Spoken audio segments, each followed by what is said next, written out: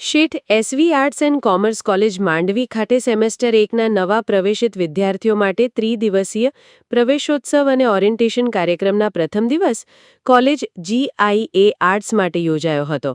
કાર્યક્રમમાં મોટી સંખ્યામાં વિદ્યાર્થીઓએ ઉત્સાહપૂર્વક હાજરી આપી.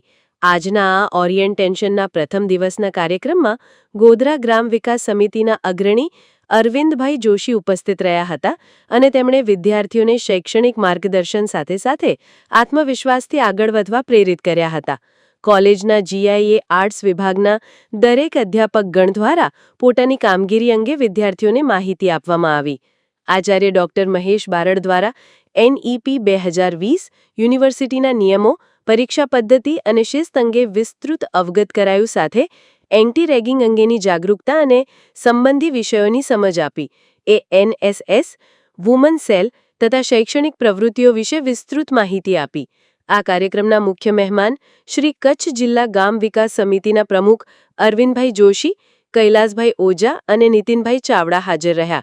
તેમણે માંડવી વિસ્તાર માટે આ કોલેજમાં મૂલ્ય આધારિત શિક્ષણ તરફ વિદ્યાર્થીઓને દિશા આપતા પ્રેરક ઉદ્બોધન કર્યું તથા આ કોલેજમાં અગાઉ દાતા અરવિંદસિંહ ટોપરાણી પરિવાર દ્વારા જમ્બો ઠંડા પાણીનો કુલર પણ વિદ્યાર્થીઓ માટે આપવામાં આવેલ, જેનો ઉલ્લેખ કર્યો. કાર્યક્રમનું સંચાલન રાજગોર જાહ્નવી દ્વારા કરવામાં આવ્યું અને આભાર વિધિ પ્રોફેસર જિજ્ઞાસાબેને નિભાવી. અંતે વિદ્યાર્થીઓના સર્વાંગી વિકાસ માટે વિવિધ જ્ઞાનાત્મક અને રસપ્રદ જ્ઞાન ડોક્ટર ચંદ્રકાંત પટેલ, ડોક્ટર વિભા વ્યાસ, ડોક્ટર કીર્તિદા વ્યાસ, જાહેલબેન ગઢવી, અંજલિબેન તેમજ અન્ય સ્ટાફ દ્વારા આયોજન પણ કરવામાં આવ્યું હતું. સ્ટોરી રમેશભાઈ ભાનુશાલી, નલિયા, અબડાસા, કચ્છ.